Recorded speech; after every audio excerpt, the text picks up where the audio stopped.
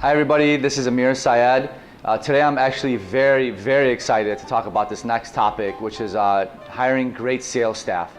Seeing people in sales organizations, you see a gamut of different types of players. You see A players, B players, C players. Very hard to find a rock star sales staff of 10, for example. Typically there's about 3 or 4 A players, about 3 or 4 B players, and there's those slackers that are about 2 or 3 of those guys that weigh everybody else down. It's so hard for small business owners or sales managers to top grade and to invest more in their B and A players. They just hang on to those C players. It all starts with hiring up front and how you pinpoint those rock star A sales players. So if you think about sports, the NFL Combine, NBA pre-draft, if you're a sports fan, they make these kids jump.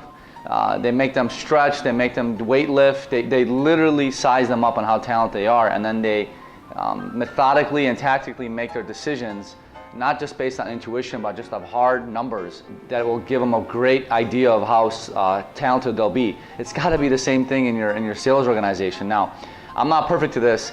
Just recently I had a very hard talk with one of my sales guys, which I'm not very happy with. And I look back and I probably didn't do the right measurements of hiring him. So look, I always do when I struggle at something, I go read a book. So I want to give a great compliment to my good friend, Dr. Christopher Kroner. He wrote a great book called Never Hire a Bad Salesman Again. Great book, short read. It basically tests 3 things. These are the 3 critical ingredients to know if you have a rock star salesperson. They're elements of drive.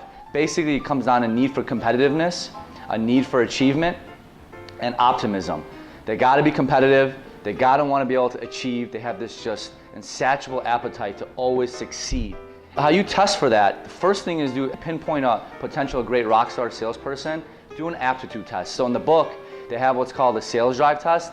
I've had many people take it. I love it. I took it. It basically tests for those 3 things. It's got a 70% success ratio, so it doesn't mean it's 100% bulletproof. But automatically it'll eliminate a bunch of riffraff that might fool you in the interview.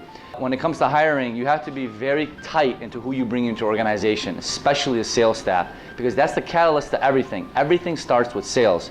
Now, the actual interview process, step 2. Some of the questions that you want to ask are, what kind of sacrifices have you made in order to be successful? I love that question. It's all about sacrifice in life. Everyone has to sacrifice to be successful. So you ask them specifically, where have you sacrificed? Dig deep. What happened during that situation? What really pushed you to sacrifice? Okay, you have to ask deeper and deeper questions. The other question I like to ask is, tell me about your last success at work. Very important. You want to hear, what kind of success have you had? How have you reacted to failure in life? How have you reacted to failure in the work environment? When was the last time you had to compete to get a sale over one of your coworkers or over another competitor? What exactly happened? At what heights did you go to do that?